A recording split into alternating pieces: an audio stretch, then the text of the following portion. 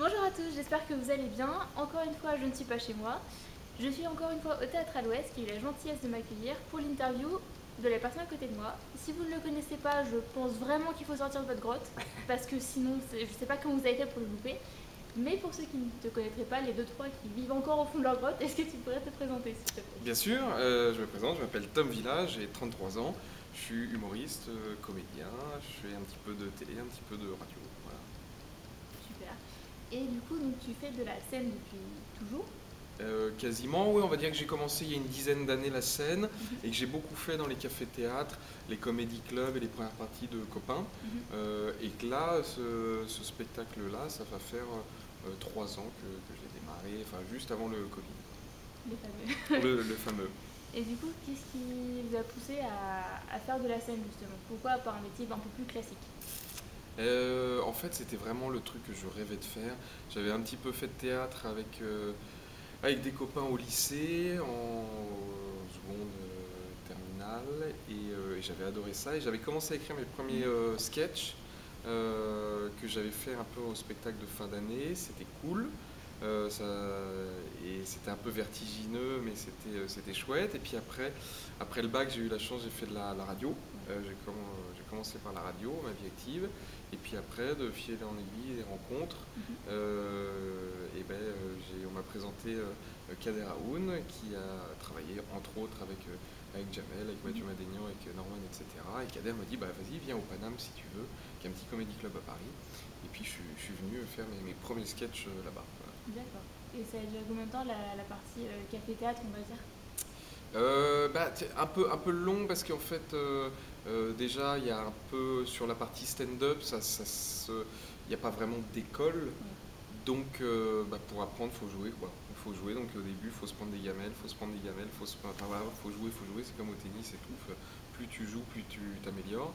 Donc ça c'était une période assez longue. Après j'ai eu la chance de faire les premières parties de Mathieu Madénian pendant un an dans toute la France, donc ça j'ai beaucoup appris aussi, parce que c'était des gens qui ne m'attendaient pas, et puis c'était des salles de plus en plus grosses, donc ça c'était génial. Donc en fait ça a été une période un peu longue, et puis surtout le temps de trouver son clown, et le temps de trouver ce que j'avais à raconter, donc j'ai eu pendant 5-6 ans, mais même ça m'arrive encore d'aller jouer là dans les comédie clubs quand je veux tester des trucs, des sketchs. Il n'y a rien de mieux que le terrain, quand en fait un truc tu peux pas totalement savoir si c'est drôle tant que tu l'as pas testé, quoi. Donc il y a des choses où tu peux avoir des indices, des feelings, et il y a des trucs où tu te dis tiens ça va être drôle, et puis non ça marche pas, et puis il y a des trucs où oh putain ça rigole là, et alors que tu n'avais pas prévu, donc voilà. Okay. Et du coup, tu as commencé, donc tu l'as dit, par des petites scènes. Ouais. Et du coup, c'est l'objectif d'écrire ton spectacle derrière, ou est-ce que justement c'était juste pour tester et ensuite te lancer beaucoup plus tard Ah oui, non, l'objectif c'est de faire le spectacle, évidemment. Je pense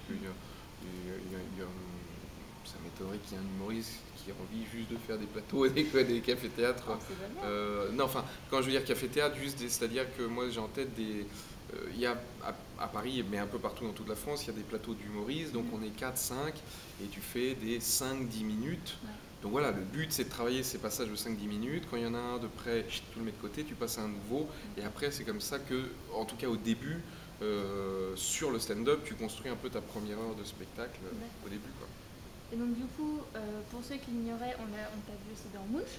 Oui, tout à fait. Et du coup, c'était vraiment une envie de passer de la scène à la télé. Enfin, tu as déjà fait de la télé avec Ardisson. Oui. Mais est-ce que c'était vraiment une envie de passer sur une série un peu plus scénarisée C'était la fiction, c'est la fiction, donc fiction, série, film, oui, j'avais très envie, mais après c'est toujours l'occasion et puis comment en faire. Et puis donc la radio, j'avais réussi à mettre à pied, la scène je commençais, la télé aussi, mais la fiction c'est encore d'autres gens, c'est d'autres rencontres, d'autres milieux. Et puis j'ai eu la chance de passer les castings pour Munch, j'ai fait toutes les étapes du casting, donc il y en a eu 5 ou 6. C'était long. Et puis à un moment, mais voilà, ça arrive à tous les comédiens de passer des castings. Et puis il y a des fois où tu t'arrêtes au premier casting, et puis là tu fais ah tiens, on me rappelle. Puis oh, on me rappelle, et puis clac. Puis là, on te dit bah là, vous êtes plus que deux, quoi. Tu fais oh putain. Et j'y allais assez détendu ce casting-là, dans le sens bon bah ce sera pas pour moi. Et puis là, effectivement, quand tu arrives un peu en finale, tu fais ah putain, merde. En fait, ça peut être pour moi. Ouais, ça peut se jouer, quoi. Donc voilà. Et puis j'ai eu la chance d'être pris. Voilà.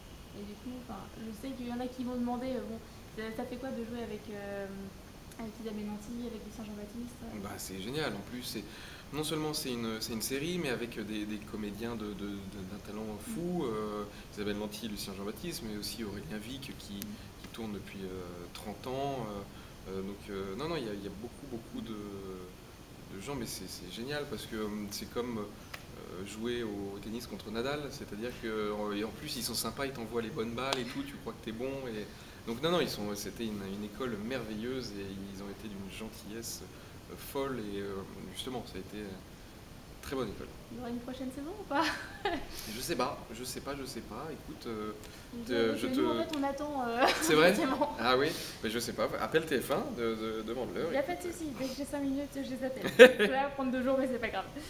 Et du coup, qu'est-ce que tu préfères entre la scène, la télé ou la radio? Même si ça fait au tout début la radio. Non, les trois. Enfin, il n'y a pas de. C'est un peu comme je faisais entre mon père, ma mère et mon oncle. Non, mais il n'y a pas de. Comment dire les trois sont bien et sont différents. La radio, j'aime ça parce qu'il y a une sorte d'immédiateté. Il n'y a pas de chichi. C'est un peu comme au McDo, c'est venez comme vous êtes et derrière le micro. On est une bande avec Nagui dans la bande originale sur Inter et tout, c'est cool.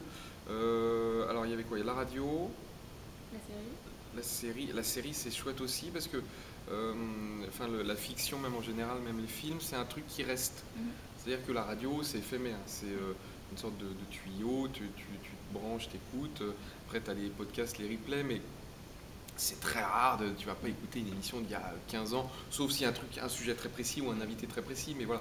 Alors que la fiction c'est un truc qui reste, et donc effectivement, tu vois, même TF1 qui diffuse sur ses autres chaînes, TFX, TF1 Série Film, des fois les anciennes saisons de Moon, chez ça repasse et tout, donc ça c'est chouette. Et la scène c'est génial parce que on voit les gens en vrai. Il n'y a pas de. Mais non, mais tu peux pas tricher quoi. J'imagine que pendant le Covid ça a dû bien manquer ça quand même. Ah ouais, non, ça manquait et puis en fait à chaque fois qu'on a pu, j'ai rejoué, donc j'ai joué quand il y avait des jauges, quand il y avait des masques, quand il y avait des distanciations et tout. Et c'était vraiment génial. Non, il y a un truc moi je suis toujours comme un gamin, c'est parce que je me dis, les gens, merde, ils sont venus pour moi quoi. Pour moi, ils ont payé leur place et tout est organisé pour toi autour de ce soir-là parce qu'ils ont pris leur billet à l'avance, ils ont évidemment payé leur place. Si jamais il y a des enfants, il faut les faire garder. Chérie, il faut avoir le temps pour venir, se garer, on dîne avant, on dîne après, on dîne au restaurant, on dîne chez nous, il y a tout voilà, on est un peu le centre de la soirée. Ouais, c'est ça. Donc du coup, c'est génial, mais là, il y a de la petite pression faut pas se louper non plus parce que voilà. Et si je parlais du temps de déplacement, c'est parce qu'hier il y avait une course cycliste pour putain. se garer et pour venir, ça a été un enfer. Et oui. J'ai fait Vannes-Auray en 1h30. Voilà. Et en voiture, hein, pas à pied. Hein, oui. Non, à pied on est un peu plus que ça quand même. Mais c'est vrai que d'habitude je mets quoi? Un petit quart d'heure quand ça roule mal. Et là j'ai mis presque 45 minutes. 45 minutes? Et tu venais d'où? De Vannes. Ah purée, ouais. En arrivant sur Roche, non en fait ça va, ça... Ah non, ça va. Il y a un gros problème avec les ronds-points si je peux me permettre en Bretagne. Oui, mais tu le sais, hein, t'en parles, les ronds-points c'est... À Paris il n'y en a pas trop, ça va encore. Et du coup, donc, pendant le confinement, j'ai vu que tu avais commencé à faire des vidéos sur YouTube. Oui. C'était pour contrer l'ennui ou pour pallier un peu à la tournée ou... Un peu les deux, YouTube et Facebook, Instagram et tout. Bah oui, vu qu'on pouvait pas... au premier confinement, c'était assez restreint et un peu bricolage, quoi. Parce qu'on était chez nous, on n'avait pas prévu, on n'avait pas forcément le matos, tu vois, même les télés, ils bricolaient, tu vois, il y avait des trucs où c'était complètement fou. Faut à son âme, mais Jean-Pierre Pernaut, il faisait le JT depuis chez lui. On l'oubliait, mais tu vois, depuis son salon quand même, tu vois. Ils ont fait Qui veut gagner des millions avec Camille Combal chez lui, les invités chez eux en Zoom, tu vois, donc il y a eu des trucs un peu spé, quoi. Donc ouais, justement, comme on était un peu à l'aveugle, j'ai commencé à faire des vidéos, mais même en fait j'avais enclenché un tout petit peu avant le confinement. Donc du coup il y a une sorte de... Et j'avais plein d'idées qui me venaient, et donc du coup ouais, je me suis bien amusé. Et en plus vraiment comme j'aime aussi la partie technique, et je me suis équipé, j'ai acheté un bon ordi, le logiciel de montage et tout. J'ai commencé à essayer de m'améliorer dans tout ça, donc en plus ça m'amusait. C'est un peu comme tous ceux qui commencent en fait avec leur chaîne YouTube. Ouais, c'est ça, on partait de zéro, donc ça nous a permis d'apprendre 2-3 trucs. En tout cas, je me suis bien marrée. Ah bah c'est gentil. Ça a occupé mes journées. Ah bon, bah cool. Même si les gens sont devenus complètement dingues pendant le confinement. Ah oui, voilà, ouais. Et du coup, est-ce que en dehors des vidéos, tu avais un peu de temps pour toi? Et c'est la question que je pose à chaque fois, puisque c'est une chaîne littéraire à la base que j'ai. Est-ce que tu prenais le temps de lire? Et non, je ne prenais pas le temps de lire. Non, non. Alors, je sais que les livres, à un moment, n'ont pas été essentiels. Non, non, non. J'avoue que j'ai. Non, si. BD, ou livre graphique. Ouais. Tu appelles ça comme tu veux. Non, non. Riyad Satouf. Qu'est-ce que j'ai lu? Johann Sfar aussi, pas mal. Après, si, j'ai lu aussi le livre qui était très chouette de Dominique Besnéard sur l'agence Armédia aussi. J'avoue que en littérature, je lis peu. Moi, ce que j'aime bien, c'est justement les bios, connaître un peu les coulisses, tu vois, des gens, je sais pas, des sociétés, des histoires. Et donc, ça, c'est un truc qui m'intéresse pas mal. Mais en vrai, j'ai pas eu le temps de tant lire parce que je te jure que j'ai pas chômé en fait. C'est-à-dire que j'étais tellement occupé à faire des vidéos, à faire le montage, je faisais tout seul que je vais presque dire que je suis sorti du premier confinement fatigué. Mais non, tu sais, ah putain, on repart. Ah oui.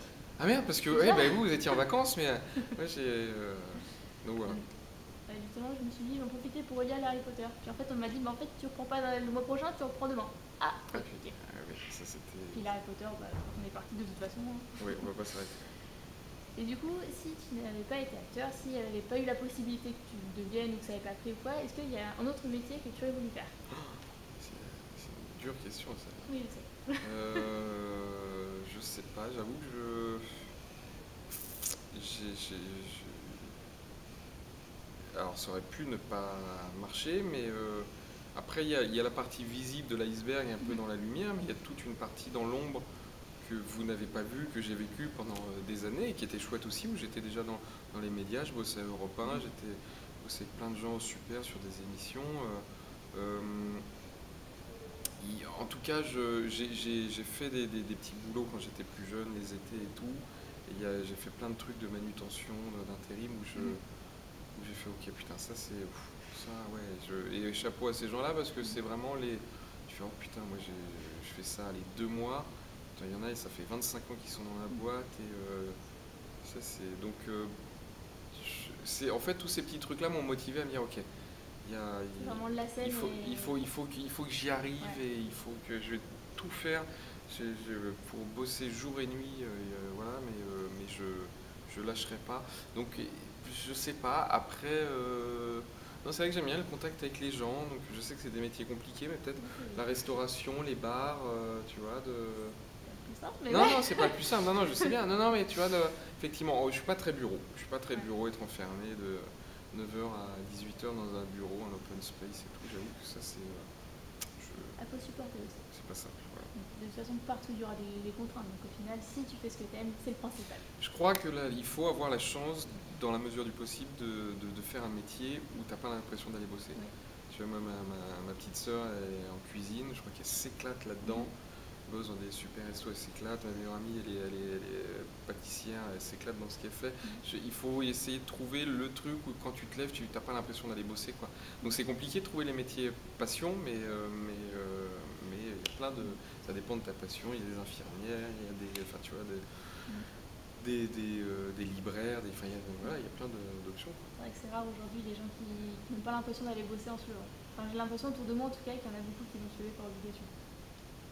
Voilà, attends, on bosse tous pour une chose, c'est l'argent pour ensuite manger, payer son loyer, etc. Au final, il y en a plein qui se disent, en fait, oui, effectivement, j'ai bossé pour avoir un salaire, mais en fait, j'ai pas l'impression de bosser, parce que je m'éclate dans ce que je fais. Oui, oui, c'est sûr. Enfin, autour de moi, en tout cas, j'en connais pas spécialement beaucoup. Oui, je sais bien. Mais il y a aussi ce truc, alors déjà, moi je pense qu'il y a sur le papier, il y a de la place pour tout le monde, le soleil il est là pour tout le monde. Après, oui, c'est comme en foot, il ne peut pas y avoir 50 Kylian Mbappé, donc ça c'est sûr que. Mais il faut aussi, on a une petite flamme, une envie, une passion, il ne faut pas hésiter à sauter le pas et tenter sa chance, quoi. Et du coup, donc là, le spectacle va tourner encore un petit peu. Oui. Est-ce qu'il y a d'autres projets déjà en préparation pour la suite? Oui, bah oui. Déjà des mouettes, je sais pas si on les entend. Non, non, bien sûr, oui, oui, il y a des projets. Là, je dois tourner un film cet été. Il y a peut-être une autre série qui va arriver après. Oui, oui, je suis en train d'écrire des choses. Ouais, ouais, donc oui, oui, bien sûr qu'il y a plein d'autres projets. Et Bien. il faut essayer d'anticiper un peu. C'est ça qui est pas toujours simple.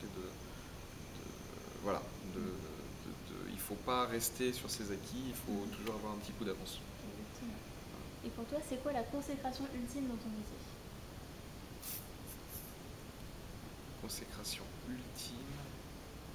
Non, il y a déjà une chance folle, c'est de quand voilà, t'arrives à vivre de ton métier, de ta passion, c'est voilà, ça c'était une vraie chance.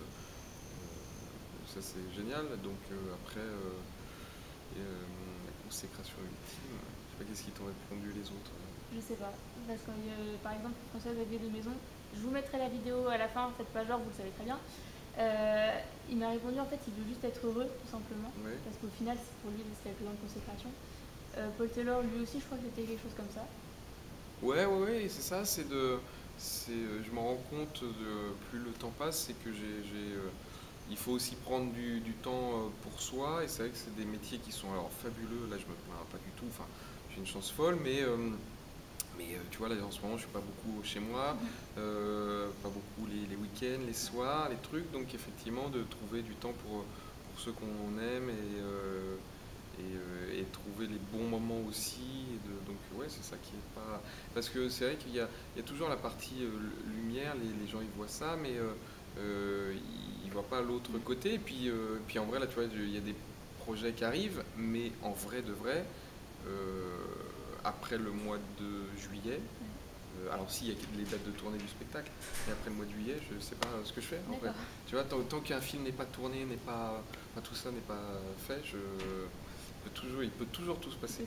Ben ouais, donc Eh ben, merci beaucoup d'avoir répondu à mes questions, ça m'a fait super plaisir. Merci beaucoup. Si vous avez la chance de l'avoir qui passe pas loin de chez vous, allez le voir. Vous allez juste rigoler en fait pendant 1h30 et en ce moment on a tous bien besoin. Si vous voulez vous abonner, je vous invite à cliquer juste au milieu, entre nous deux. Et juste en dessous, comme vous le savez, je vais mettre la vidéo de François-Xavier de Maison, parce que clairement, j'en suis fan, c'est comme ça. Je vous fais des gros bisous, puis je vous dis à la prochaine. Salut! Salut!